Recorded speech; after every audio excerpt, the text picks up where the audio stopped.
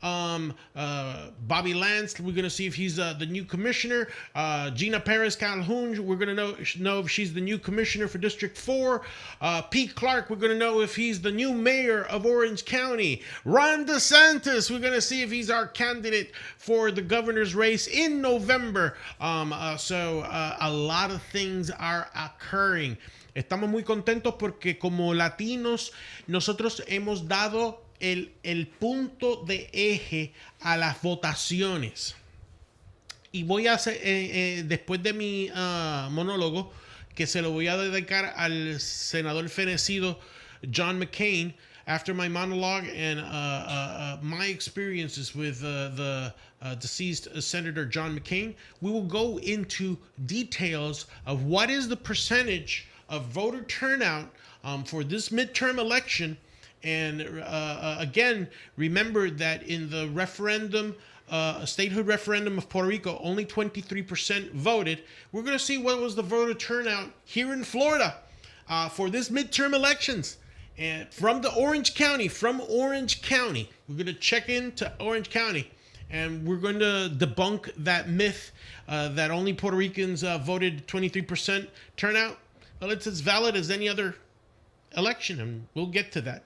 But the straw poll of the political salsa, the one that talked about statehood for Puerto Rico, where statehood won by 77%, has caused repercussions through the pro-colonial party in the island of Puerto Rico.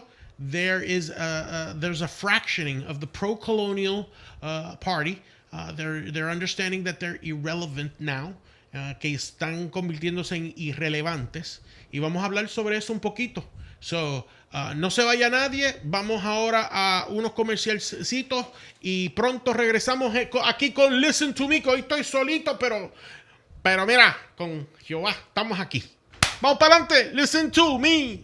Hi, I'm Bobby Lance, candidate for Orange County Commission District 3. Orange County's growth is at an all-time high. Jobs are at an all-time high. Tourism is at record levels. But challenges and hurdles lie ahead. Now is the time more than ever to have a qualified businessman to help lead Orange County to even greater things in the next decade for us, our children, and grandchildren. I would appreciate your support. Please find me at BobbyLance.com. I am Bobby Lance, candidate for Orange County Commission District 3, and I approve this message.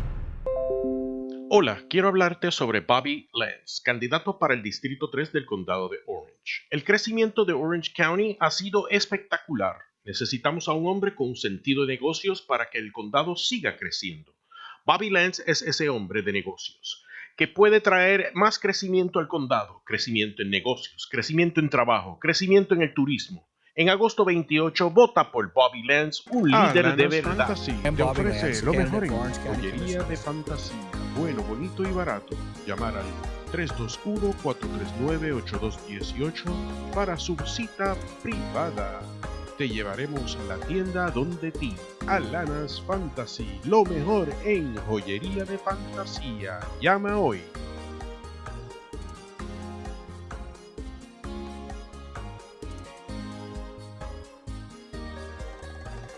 Bueno, mi gente, ahí escucharon los anuncios de Bobby Lance. Esperamos a ver qué va a pasar con como comisionado de Distrito 3. We're going to see what's going on now that the election polls have closed. 7 p.m. in the Eastern Coast. It is time to start tallying those votes to see who will represent us here in Orange County, Osceola County, Seminole County, and all counties within the state of Florida for the governor's office in the Republican Party nominee and the Democratic Party nominee, which was pretty contentious. So some say the predictions will be Ron DeSantis versus Graham. We will see if those predictions hold true tonight.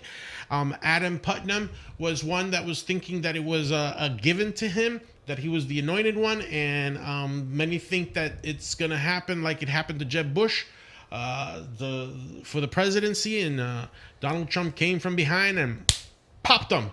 So let's see what Ron DeSantis could do if the nomination and the endorsement of the President of the United States, Donald J. Trump, has helped Ron DeSantis secure the GOP nomination for the gubernatorial race of the state of Florida. Well, my people, we were greeted this week with a very bad and sad news. First of all, Senator John McCain has passed away, a great American hero, a great American statesman, and a great Republican. There's no doubt of that. I did not know Senator John McCain personally, but I did speak with him over the phone several times. Yo hablé con el senador John McCain varias veces por teléfono y hablamos sobre Puerto Rico, hablamos sobre la necesidad de que puertorriqueños tuvieran la autodeterminación. Y entiéndase que yo fui partícipe de la campaña de John McCain y Sarah Palin aquí en Central Florida antes de regresarme para Puerto Rico y establecer al Hispanic Republican Organization como un organismo nacional. Y me explico. I was a member of OCREC for the time being when John McCain and Sarah, before he chose Sarah Palin, he came to la Asociación Borinqueña, or the Arcadia Ballroom, which is known now, in Econology Colonial. The then chairman of OCREC, Lou Oliver, put me in the detail of directing people to making sure that the buses were disembarking in the right places, that there wasn't a crowd gathering, and making sure that a pathway for the senator was clear. Well, again, you know, as everything happens with only volunteers, it got a little bit hectic, and the crowd kind of conglomerated itself in the path where the senator had to clear up. So patiently, I worked with other volunteers to clear that path, and we did clear the path. And the motorcade came in as always, about 15 minutes late. So we had 15 minutes more to work with. Teníamos mucho tiempo para poder trabajar porque estábamos encargados por el presidente de OCREC de asegurarnos que la gente pues se estacionara en los lugares correctos. Esto iba a ser una cosa grande porque en la Asociación Borinqueña pues iba a estar el candidato a la presidencia de los Estados Unidos por el Partido Republicano, el senador John McCain. Esa fue la primera vez que yo lo conocí. Y ese fue mi trabajo. Sacar la gente del lado y hacerle el espacio para que la gente de servicio secreto. Fue una situación donde me llamaron elementos del servicio secreto. I had phone calls from the Secret Service. They vetted me. It was kind of surreal, but it was kind of cool. And also, it was an honor. I really took to the job. I wanted to impress Chairman Oliver what I could do, and again, in those days, the charter for the RPOF, for the Hispanic Republican Organization, had been done. It was one of the last states that I needed to be able to make it a national charter. So I was really happy to be able to make this happen, and it was a daunting task.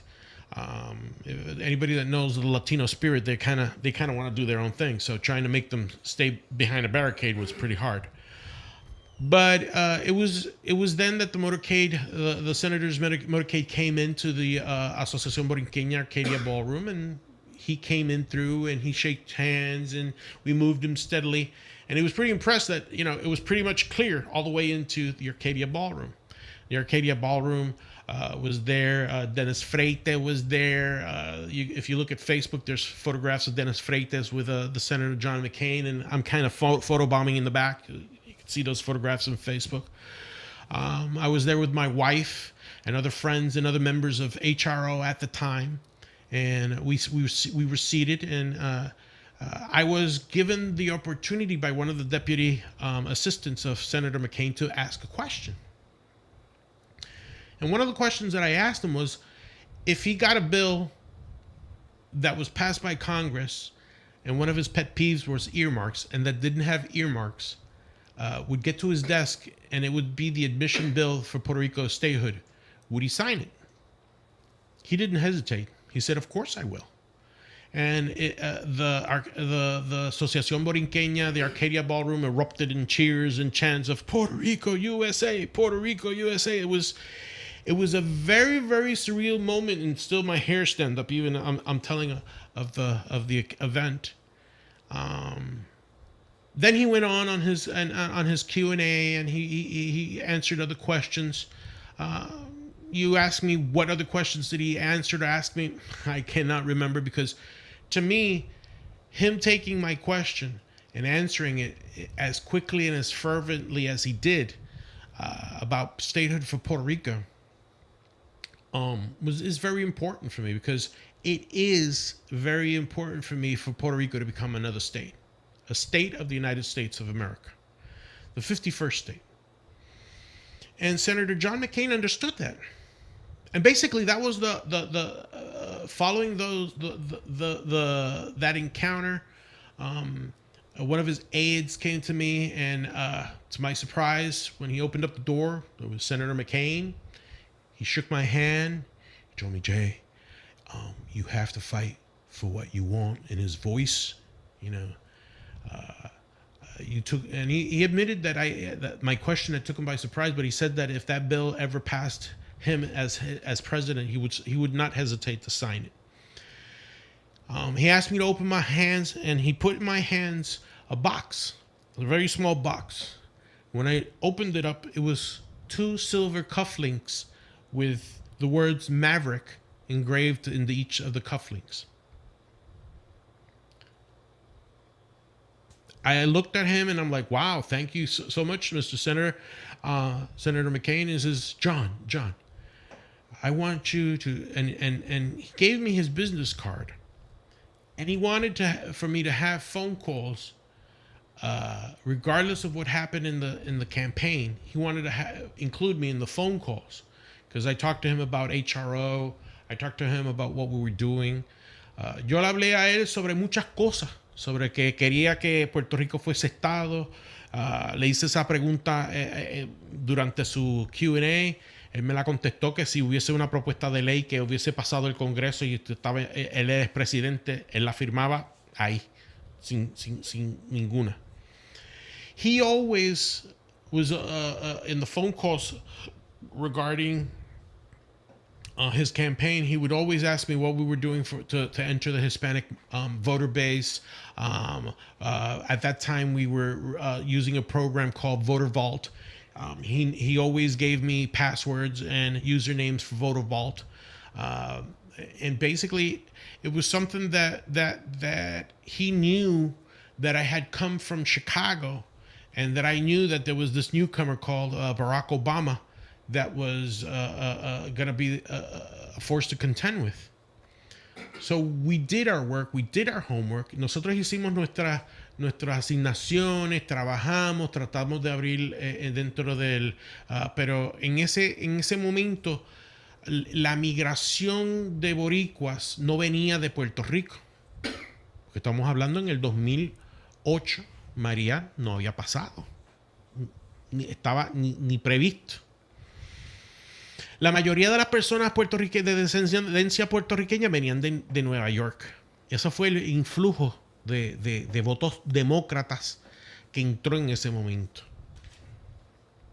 Y básicamente perdimos Orange County. We lost Orange County. We lost Florida. We lost the elections, and Barack Obama became the president of the United States.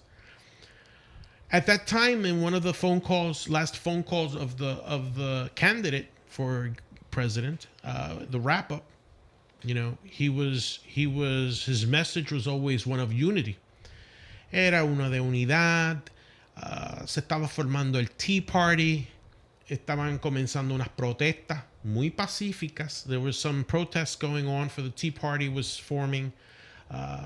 Protests were being planned, and that way we know that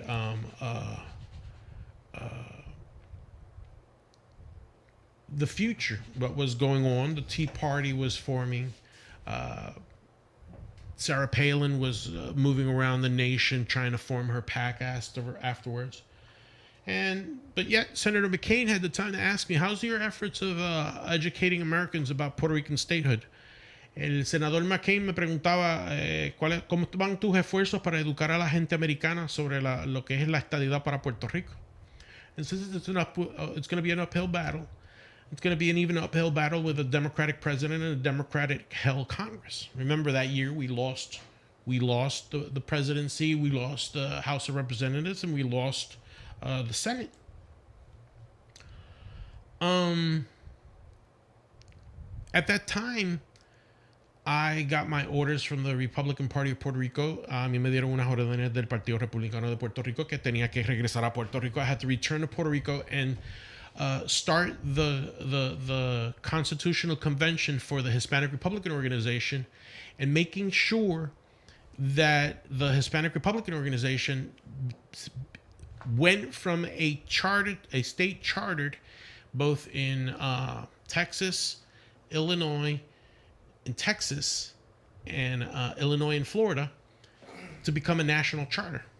So we had our state committeemen, we had our stuff. So we started moving in that direction.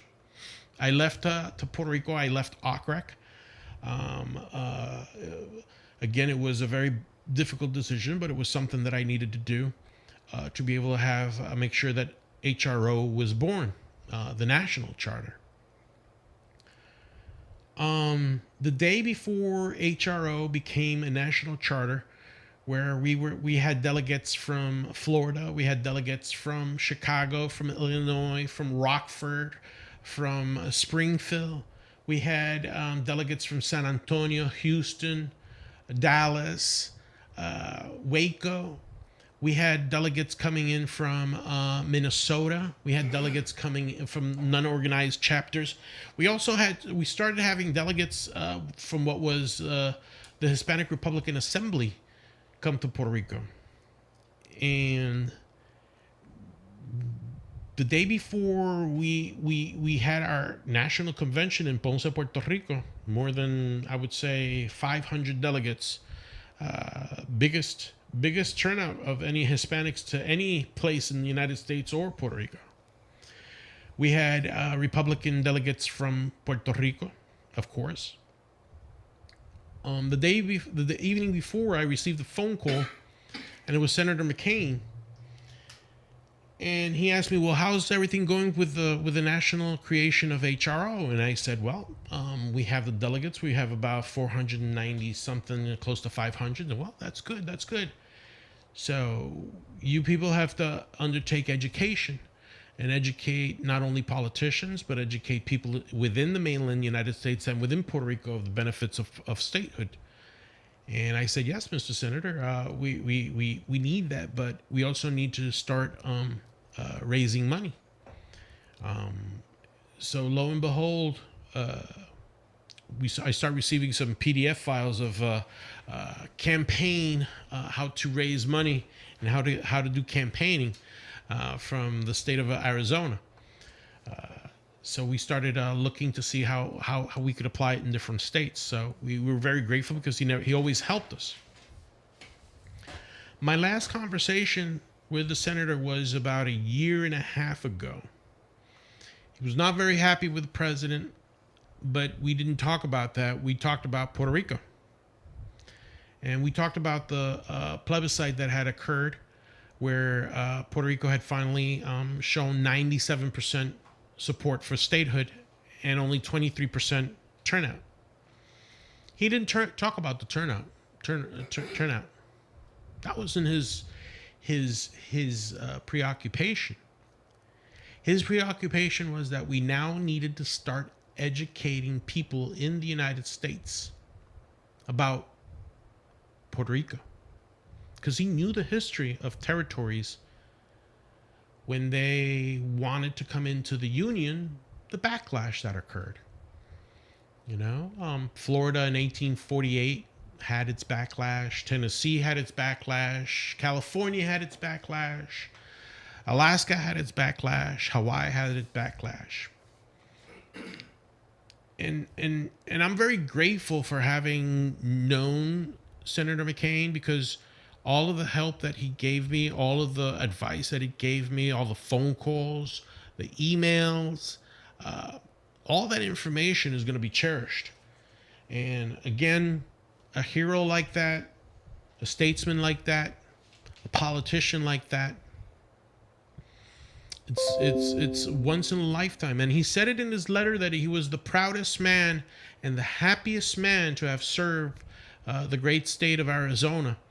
And I know that Arizona is very, very sad for losing one of their prodigy sons, because he gave life.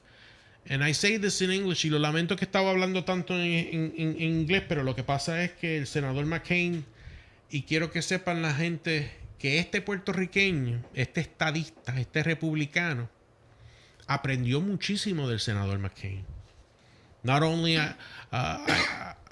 I consider him not a mentor, because he helped me, yes, but not like Ferrer, that I used to see him, I used to meet him, but at least he would Senator McCain would take my phone calls, he would text me, I mean not text me, he would email me, we would set up phone calls, and he understood that there was a part of American citizens in Puerto Rico that were not treated equally. And I'm grateful for that. I guess that's what my bottom line I want to say. It is a great loss, but we will overcome.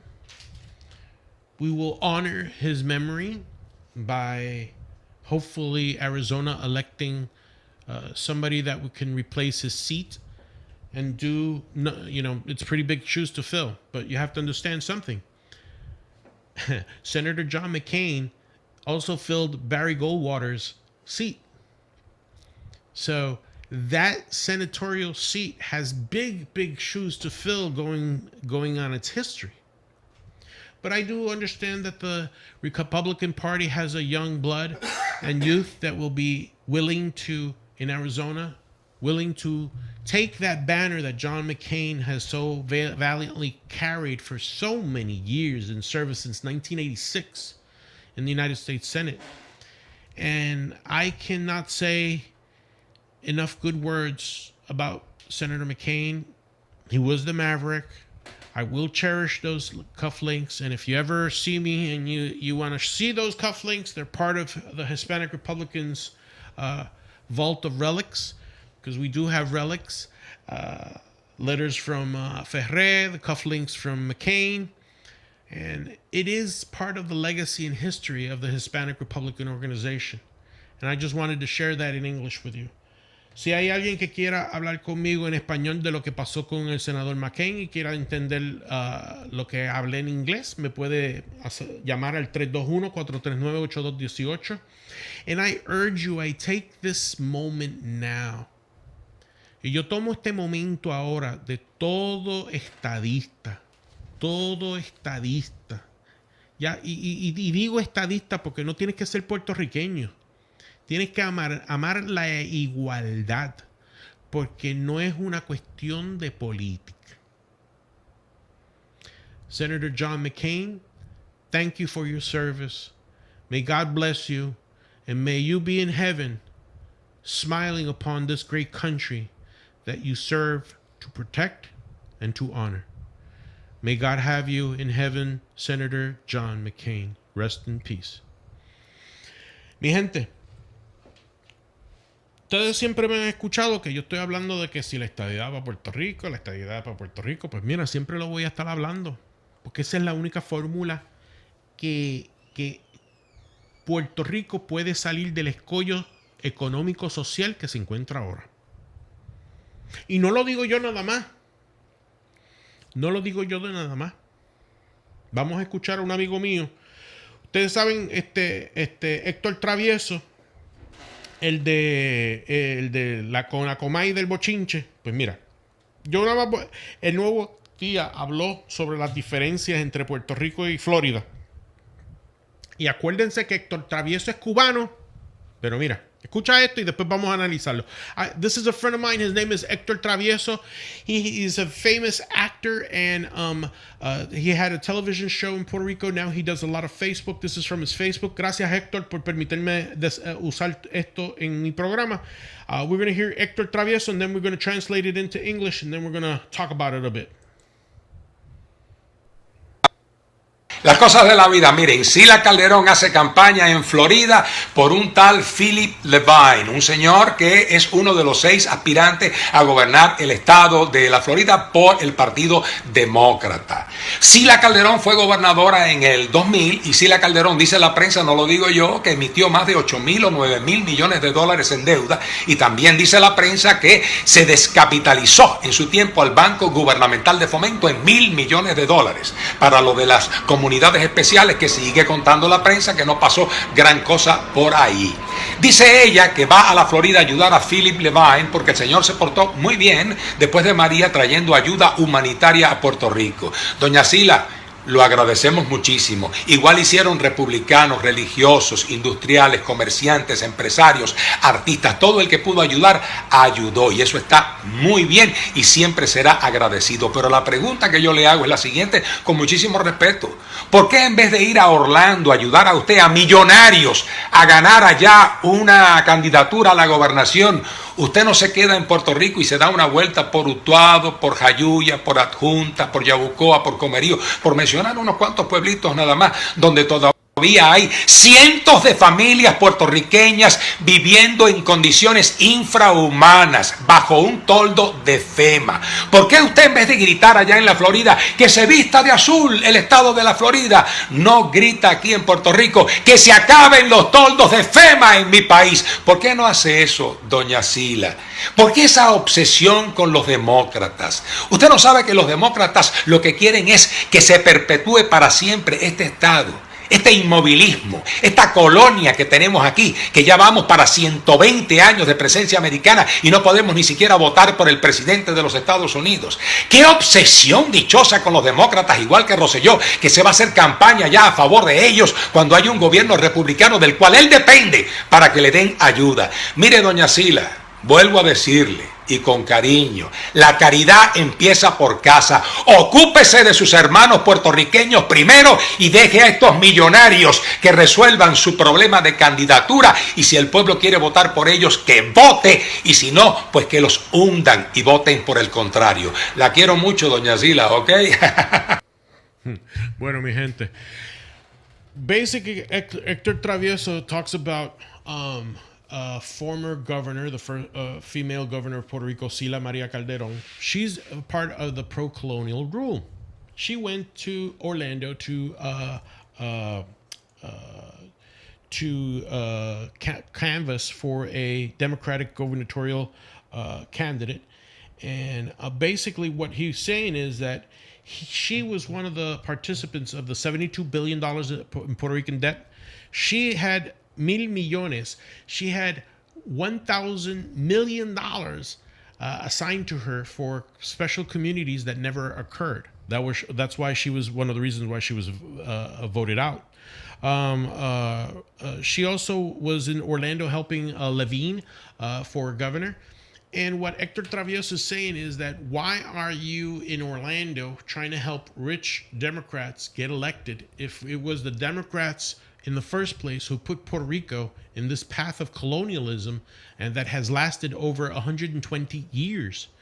See, this is what I want the American electorate to know.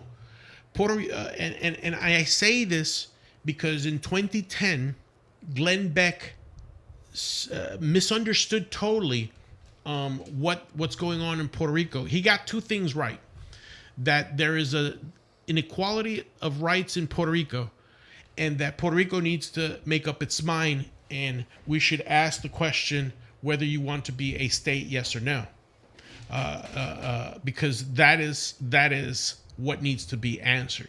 And again, in 2010, when Glenn Beck did this expose, the last two plebiscites had not occurred. After Glenn Beck said this in 2010, Puerto Rico has had two plebiscites where statehood has come firmly ahead. All right? So the question that Glenn Beck had postulated was that anybody that was against Puerto Rican statehood would be declared a racist. Well, I want to assure my fellow Republicans that are living here in Florida that we are far from calling anybody a racist. If that is a tactic that will be used, it will be used by the left to be able to confuse the right of Puerto Rico's intention. Puerto Rico's intention is very clear. Puerto Rico's intention is to solve the inequality in citizenship that Puerto Ricans have. And the only way to solve that is with the admission of Puerto Rico as a state. We'll have our 2 senators, we'll have our 2 congressmen. And don't take it from me. We're going to listen to somebody from the colonial party that has decided to leave that party. His name is Manuel Natal. And we're going to hear a video, an audio in Spanish, where he disavows himself from the colonial rule. Por responder a esta convocatoria. This is him right now. Hace exactamente 5 años y 9 días juramenté como representante por acumulación. Se está llamando serio, hermano. A mis 27 años. Oops, hold on a moment. I do apologize. A little bit of a technical difficulty there. Let's get it back on. All right. And we want to thank the people from Metro.pr for this. Let me just get that recycling again. All right. Let's see. Gracias por responder a esta convocatoria. Okay. I do apologize. One moment. It's still cycling over. De otros ha llevado al liderato del Partido Popular Democrático a dejar a miles de populares sin partido. El afán de ganar la próxima elección venció al deber de hacer lo correcto. El acomodo económico pudo más que el amor patrio. El derrotar al partido de oposición se convirtió en la excusa perfecta para parecernos todos los días un poco más a ellos con la esperanza de robarle sus votos. Al final, la diferencia entre ellos y nosotros se limita a una costosa campaña mediática para justificar la existencia simultánea de 2 instituciones políticas que se deben a los mismos intereses económicos. Desde la Asamblea Legislativa consistentemente he combatido precisamente esos intereses económicos. He desenmascarado a un grupo de intocables que velan por mantener sus privilegios mientras le piden sacrificios adicionales al pueblo de puertorriqueño.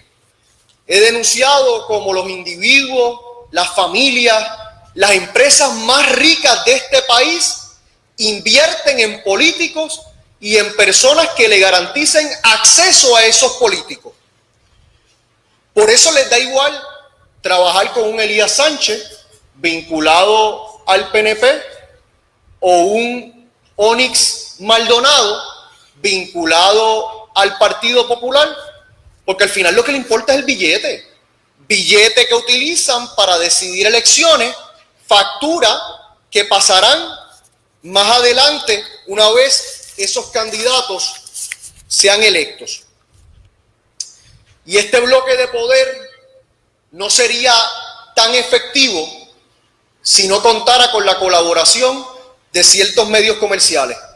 Y no debe sorprender a nadie que de los más de 106 millones de dólares que se han otorgado en contrato de publicidad en lo que va de cuatrenio, una partida significativa va a parar a la compra de anuncios, de pautas y sí, por qué no decirlo, de entrevistas en medios comerciales. Después nos preguntamos por qué no hay dinero para los servicios esenciales. Después nos preguntamos por qué a ciertos políticos los vemos todo el tiempo en los principales medios de comunicación, mientras hay otros que solamente se le da cobertura cuando se trata de algo negativo. Y así llegamos a la razón por la cual les he convocado en la mañana de hoy aquí, con la esperanza de que me permitan dirigirme al país. Si yo pretendo continuar desenmascarando a ese bloque de poder, si yo pretendo continuar denunciando a quienes mantienen sus privilegios mientras le niegan a mi generación la posibilidad de quedarse en este país, si yo pretendo que el país me crea, si yo pretendo que el país confíe en mi credibilidad y en mi verticalidad,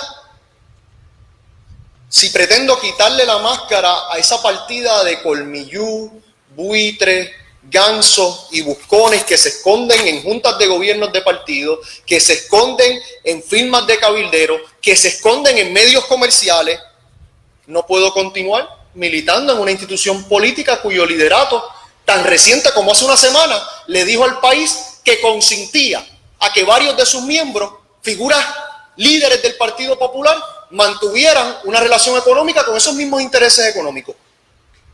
Y es por esa razón que he escogido el único camino que me permite cumplir con el juramento que hice un 19 de agosto del 2013 de lealtad absoluta con el pueblo puertorriqueño y que reafirmé un 2 de enero del 2017 cuando revalidé como representante por acumulación. Y a esos efectos, en el día de hoy le he informado a la Junta de Gobierno del Partido Popular Democrático mi determinación de continuar defendiendo al pueblo puertorriqueño de esa partida de buitres y de buscones y por consiguiente de mi desafiliación voluntaria e inmediata del Partido Popular Democrático. Aclaro que en este momento no estoy haciendo ningún tipo de anuncio en cuanto a posibles candidaturas o vehículos de cara al proceso eleccionario del 2020, más allá de confirmar mi responsabilidad con los más de 135,000 puertorriqueños y puertorriqueñas que me honraron su voto para representarlos desde la Cámara de Representantes hasta el 31 de diciembre del año 2020.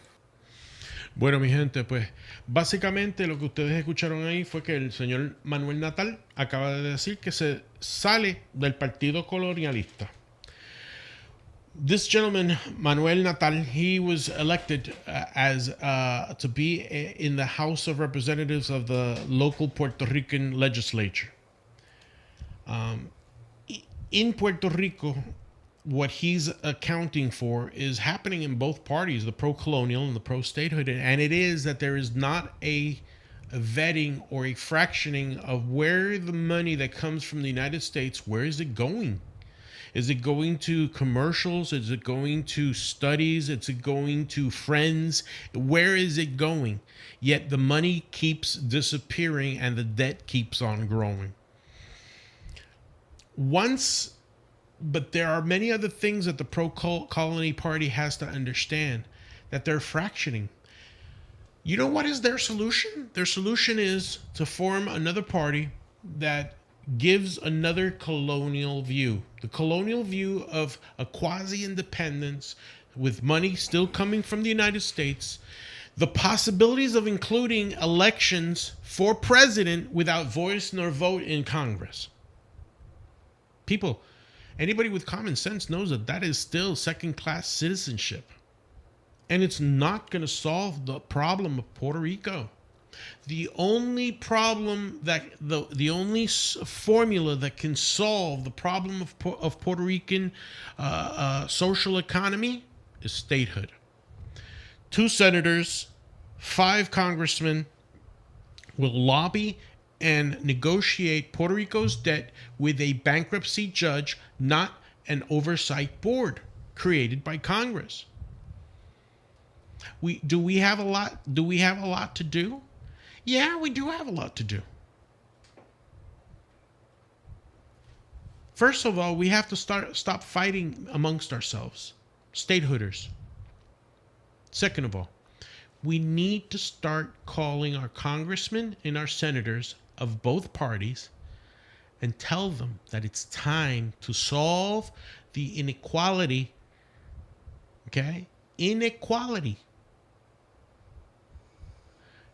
I'm going to go back to Glenn Beck in 2010. Glenn Beck used the word that, if you're against democracy, it's not about the neglect of the democracy. All right? I know that that's a ply from the progressives. But then again, Mr. Beck, you have to understand, when a Latin person talks about democracy, they're not talking necessarily about the points of the Democratic Party. When a Puerto Rican pro-statehood uses the name progressive, it doesn't mean the progressive stance that you think and hear from socialist Americans. It means to push forward to unity. Push towards a unification of a territory towards the statehood. See, there's a difference in semantics. That's the problem with a lot of people these days, that they think one thing means the other. And Mr. Glenn Beck, I respect you a lot. I think you have one of the sharpest minds, but within the partitions of Puerto Rico and what you did in 2010, when we needed your help to secure votes, you took away votes. You took away votes. That's why that bill didn't pass through. The one that Fortunio was about to enter. Now we're fighting for a new bill. We're fighting for the admission of Puerto Rico as the 51st state. We're fighting. We're fighting.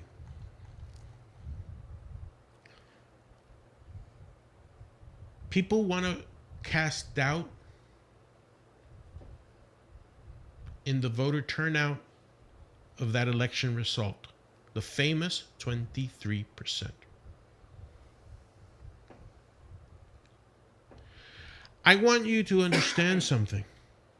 Today, in the 2018 primary elections voter turnout in Orange County,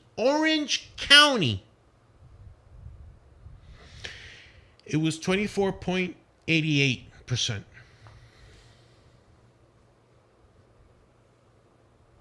$192,207 out of the 772,483 registered voters. It was 24.88%.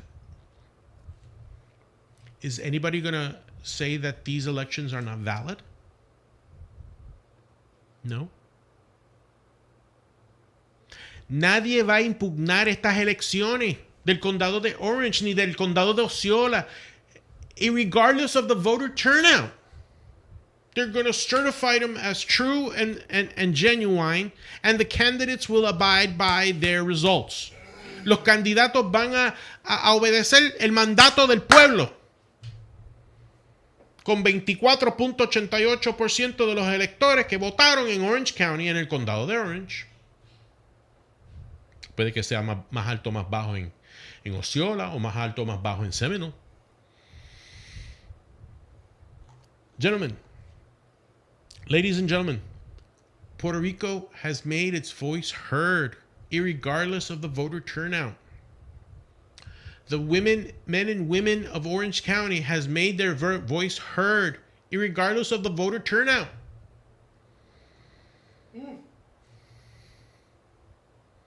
Are you going to tell me that these elections are not valid? But you're going to tell me that the elections in Puerto Rico are not valid?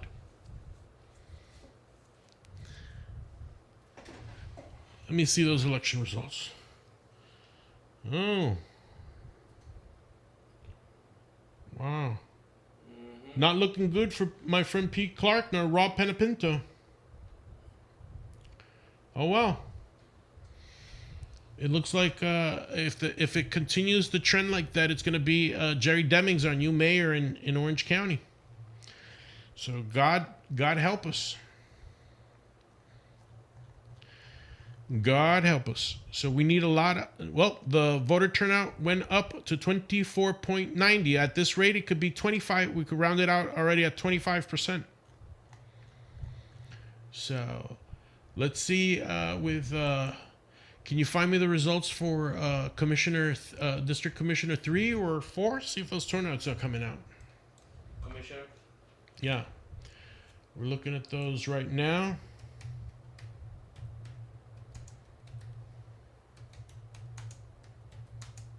I don't have commissioner here. Let me see here. I got governor. What's the governor? Who's coming up? Well, ladies and gentlemen, looks like bad news for the mayor's race. Jerry Demings is apparently... DeSantis is up by how much? 58% to 35. 58 to 35. All right, so Ron DeSantis. Yeah, against Putnam. All right. And Democrat. Graham. So I was right. La pegué en la predicción. It was going to be DeSantis versus Graham. So we're going to see how that. Yep. Gwen Graham and Ron DeSantis, but Gwen it's close between Andrew and Graham. So let's see what's going on for United States Senator.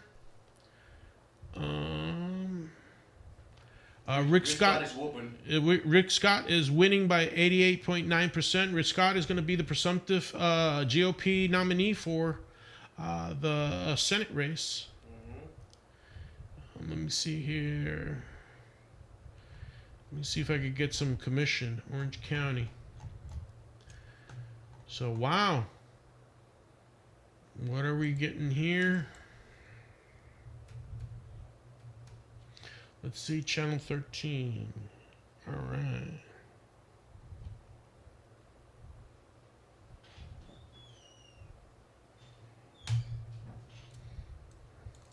All right. So, Pete Clark is not winning his election. It's very fortunate.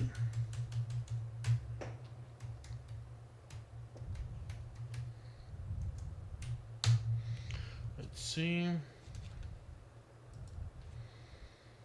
All right.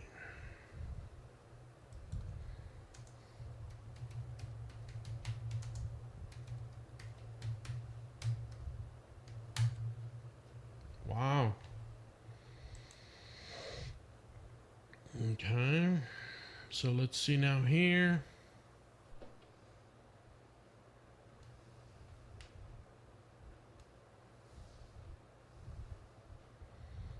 All right. So let's see here.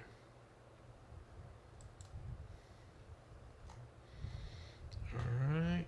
And nope, there's no, I don't see any results yet for commissioner. For commissioner, ¿verdad? No, there's no results yet.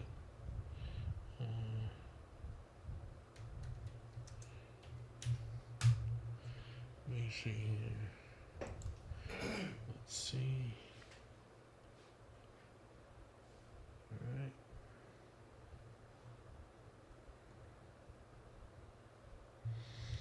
All right, is Ron DeSantis. Wow. 57.6%. Wow. Miguel, I'm sorry, but Adam Putnam started early, and he's only at 35.1. Wow. Wow. Rob Penapinto is also a great disappointment. Coming in third in the mayoral race. Wow. Let's see here. Oops. Even the radios are coming in. We got some final minutes here. We're just making a quick analysis of what's going on. Ron DeSantis has beaten Adam Putnam for the gubernatorial race. Technically, right? Tentatively, yep. Yep. If the trend continues, it's Ron DeSantos. Yep. Some of the other candidates have didn't even poll. Darren Soto won. Darren Soto won 67. against Grayson. Yeah. Yep. So Wayne Lubinsky is going to be facing. Yeah, Wayne Dar- Lubinsky. Wayne Lubinsky is going to be facing Darren Soto. Nobody was running against him. Yeah, no, he was unopposed in his primary. So Darren Soto has eliminated Alan Grayson. I don't know if that's bittersweet or what, but Wayne Lubinsky is going to have to start putting his footwork in the Puerto Rican community if he wants to start winning. Val Demings was unopposed. No. Yeah, but she run what, 70 something? Against Wade Darius, 76. 76, yep. That was known. Yeah, so let's see what's going on more. All right. Orange.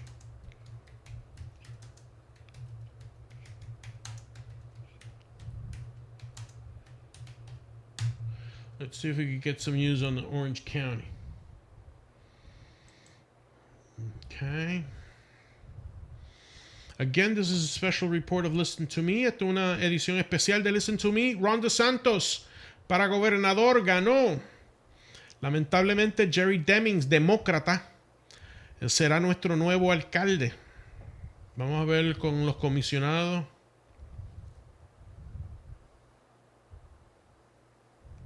Vamos a ver. ¿Qué es lo que está pasando? Estamos buscando comisionado.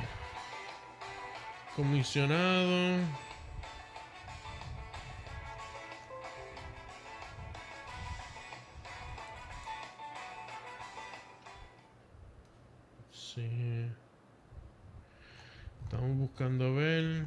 Monitor them, and we'll have more from our two political analysts who have a lot to say tonight, and including that big race. Vamos a ver.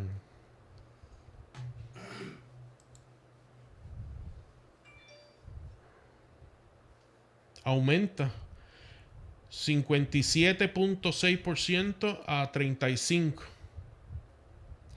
DeSantis over Putnam.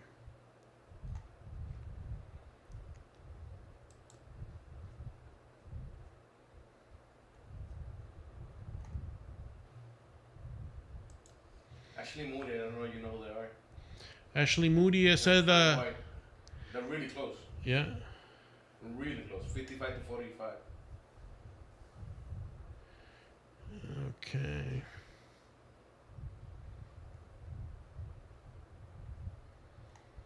Agricultural Commissioner. Sí, está bien cerca todavía. No, Nikki Fred. 56 a 27. Senate 8. Bobby Doyle. House District. Oh, wait a minute. Aquí están algunos resultados. Let me see.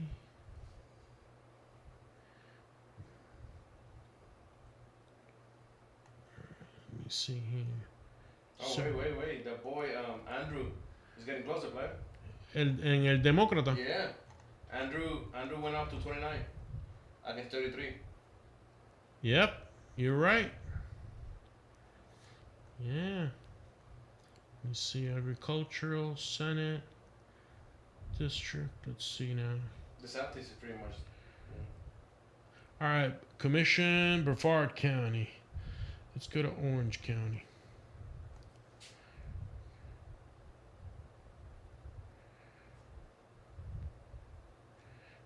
Orange County Mayor Jerry Deming 61.5% against Pete Clark 22. Yep. Let me see here. District 2, District 3. Whoa. Mayra Uribe against Pete Crotty. Bobby Lance third. Wow. No. Mayra Uribe Let me see. in District 3. Una latina. We got Uribe. Uribe. Wow, District 4, let's see. Susan. Wow. Wow.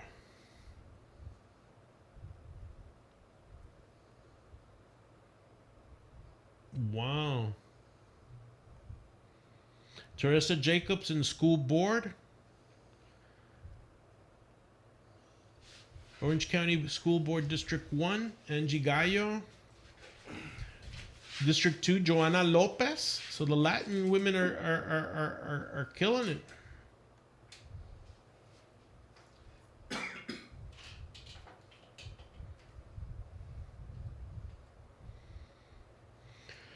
Wow. So unfortunately for Gina, very, very saddened to say, 6.6%. Susan Malkowski, she was here in our debate. She's up by 35.2%. Maribel Gomez Cordero, close by 20.8%. Nicolette, Kevin, and Gina round out the District 4.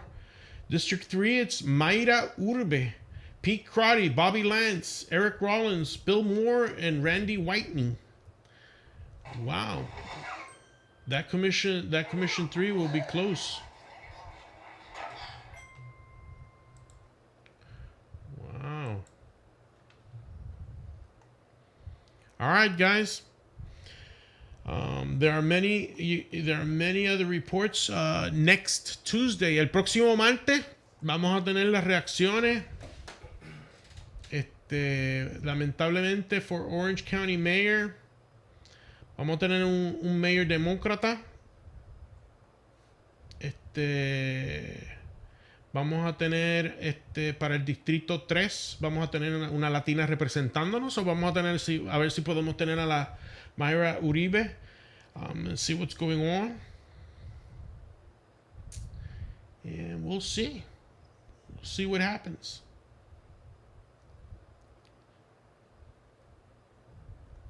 Wow. Y eso que Gina Perez ganó el straw poll. All right. Bueno, mi gente, pues con mucho amor y respeto, gracias por sintonizarnos. Breaking news as we're breaking it right now in the election 2018. Ron DeSantis is winning the gubernatorial seat for the governor, GOP nomination for the governor in November. Apparently, it's going to be a close one between Gwen Graham and Andrew Gilliam. They're closing in. Now it's 33.9 to 30.3. The Democratic side is getting close, so we'll keep it up and see what happens. Again, Sheriff Demings is going to be winning the mayoral race. It's a pity. My brother Pete Clark ran a good race. Rob Penapinto comes embarrassingly in third place. We will have to evaluate that candidacy, probably hurting Pete Clark there. Anyway, we will continue. I love you. Take care. Mi gente, listen to me. I love you.